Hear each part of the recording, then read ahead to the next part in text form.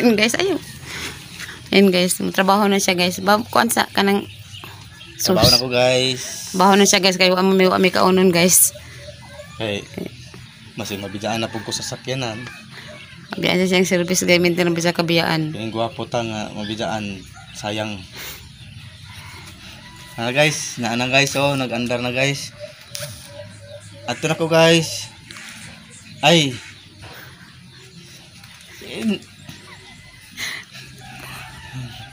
Ay.